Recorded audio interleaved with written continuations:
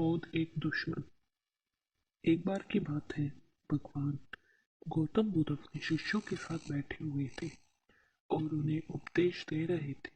तब उन्होंने अपने शिष्यों से कहा, क्रोध इंसान का सबसे बड़ा दुश्मन है।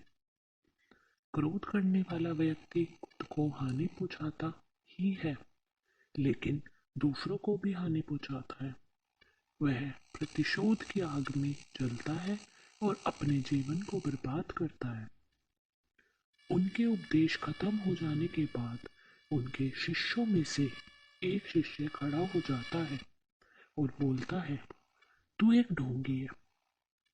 तेरी बातें मनुष्य के रहन सहन से विपरीत है। तू जो भी कहता है उसे अपने जीवन में अनुसरण नहीं करता और दूसरे को यह सब करने को कहता है। जब उसका शिष्य गौतम बुद्ध को उल्टी सीधी बातें कह रहा था, तब गौतम बुद्ध ने कोई प्रतिक्रिया नहीं दी और वे शांत बैठे थे। लेकिन ऐसे में वह व्यक्ति और भी ज्यादा गुस्सा हो गया और गुस्से में आकर उसने गौतम बुद्ध के मुंह पर थूक दिया। इसके बाद भी गौतम बुद्ध को गुस्सा नहीं आया और वे शांत थे।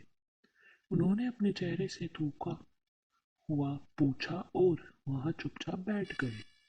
यह सब देखकर उस शिष्य को समझ नहीं आया कि वह क्या करेगा।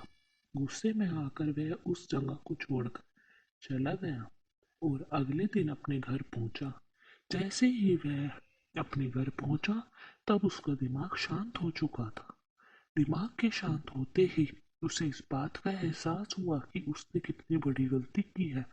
उसे पाप हुआ है। वह खुद को मन ही मन कहने लगा, यह मैंने क्या कर दिया? मैंने गौतम बुद्ध का अपमान किया है। ऐसे पाप मैं कैसे कर सकता हूँ? मैंने बहुत बड़ी गलती कर दी है। मुझे जाकर उनसे माफी मांगनी चाहिए। यह कहकर वह तुरंत ही गौतम बुद्ध के पास चला गया, लेकिन गौतम बुद्ध उस स्थान पर नहीं थे। ऐसे में वह शिष्य जगह जगह भटक कर उन्हें खोजने लगा। जैसे ही उसे महात्मा बुद्ध मिले, तो वह उनके पैरों पर गिर गया और कहने लगा, मुझे माफ कर दीजिए, मुझसे गलती हुई है। मैंने आपका अपमान किया है। मैंने यह बहुत बड़ा पाप किया है। वह सब देखकर गौतम बुद्ध ने उसे कहा, शांत हो जाओ, क्या बात है, मुझे बताओ, तुम कौन हो? गौतम बुद्ध के यह पूछने पर शिष्य चौंक गया। वह सोचने लगा कि गौतम बुद्ध मुझे कैसे भूल गए? मैंने तो उनका अपमान किया था। यह सोचकर गौतम बुद्ध ने पूछा, मैं वही शिष्य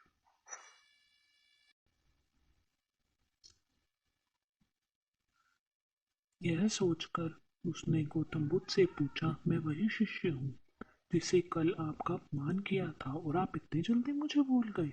हमें कल की बातों को कल ही छोड़ देना चाहिए।